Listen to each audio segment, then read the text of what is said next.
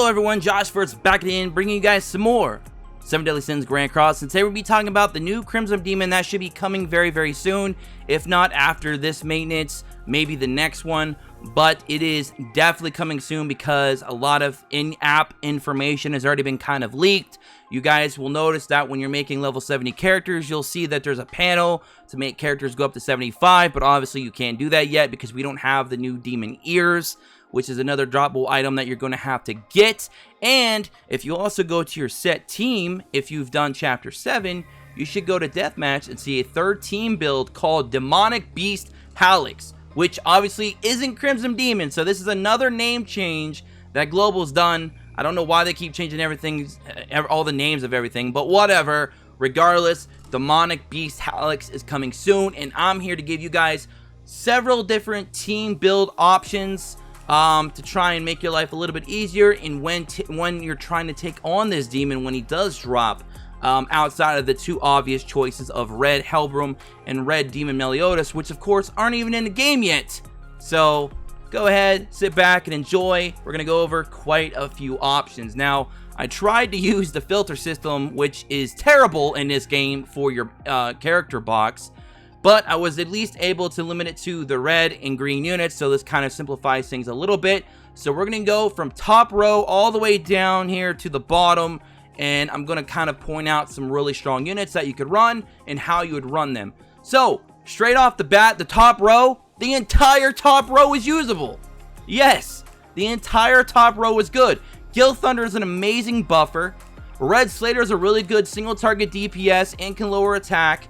Red Hauser is a really good sub-unit if you're running a human-based team alongside Arthur to get those passives to stack for your human-based units outside of course, Red Gother, if you do have him. Red Gother, of course, is going to be there. He's the engine. He's going to be ranking up all your cards, making your life a lot easier and getting you through those runs a lot consistently and faster. And of course, Arthur, not only does he have a great passive for human-based teams, he's red, so he's going to have type advantage, and he's got a really strong ultimate nuke, which is very nice. Plus, he has buffs to go along that with as well. So he's the total package. So that entire top row is good. Second row, we've got our boy Green King. If you run, certain team setups, which we'll go into in a moment, he's going to be amazing. He's going to be able to get those spike cards up to rank 2 and 3 quickly alongside Gother.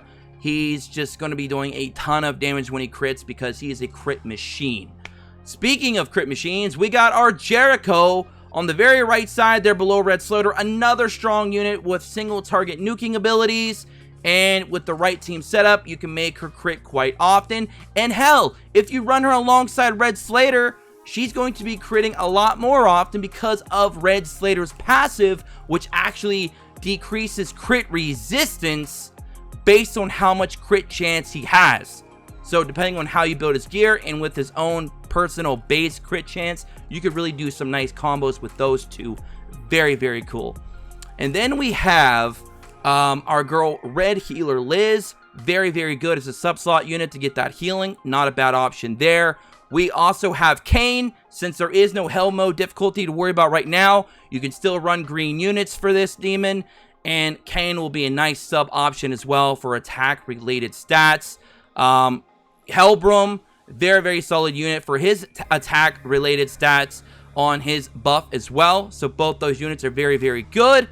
You have, let's see here. That Bond is actually very good as well. The Nunchuck Bond, which is right here. Just go and show him real quick. He's very good. His ultimate will be very helpful in this stage. So if you guys have been looking for a reason to use Nunchuck Bond and he's been sitting on the shelf for a while, hey, time to dust him off because he's pretty good for this stage. Green Healer Elizabeth, also very good for the stage, especially if you're going to run Green King because she'll help fill up his ult gauge quicker. Ruin is a very good option as a sub slot as well. Not as much needed, I would feel, for this particular team, but still a very good sub nonetheless if you want to kind of lower damage taken. Then we go down here to Red Jericho, which is next to our boy Tiger Taizo, which people love that. I love having him. Everyone's always asking me in my box, Josh, who's that tiger? That's Taizu with the coolest freaking mask in the game. But anyway, yeah, so Red Jericho is a very good subunit as well because the attack related stats, and since she's red, she'll work for the hell difficulty later down the road. So very solid unit there. We have Green Meliodas. If you build him up, his counters are actually pretty decent in this stage as well. So not too bad. So I mean, you guys have quite a few options. For the most part, that's kind of my recommendations for you guys. There's a lot of options out there, a lot of different team setups and builds you can do, a majority of which, of course, will probably be human teams. I mean, Green Bond, I wouldn't really run him because he's still primarily an AoE unit. So, I mean, you could get away with running him, or even Simon for that matter, but I wouldn't really recommend it. It's not a recommendation, in my opinion. But a lot of those other units that we mentioned are very, very good. A lot of them are SRs as well, so you can build them up pretty quickly. A lot of these units are already in the coin shop, so a lot of these units, a lot of you already have. And you can still get by even without Goth, or not to mention you can still run alongside a partner, like all the other demon raids, to make your lives a lot easier. So I hope you guys all enjoyed today's video. If I left any recommendation or options out that you feel are also useful, let me know in the comment section below. And again, Red Hellbrum and Red Demon Meliodas are also both very optimal for this demon, especially considering I believe that Crimson Demon takes more damage from demon-based units, such as Green Meliodas, of course, Red Demon Meliodas when we get them, etc., etc. So anyways, hope you guys all enjoyed. Subscribe, tick notifications, join us in the Discord below. Like the video if you did. Comment below what you guys think. Was this video helpful? Were some of these options that you might not have considered? Let me know that and more, and I'll try to read them as much as I can. Until next time, hope you guys all enjoy. And again, this demon should be dropping very, very soon. If not after maintenance this time around, it should be by next maintenance. So anywho, I'm going to catch you guys in the next one. Until then, take care. As always, peace.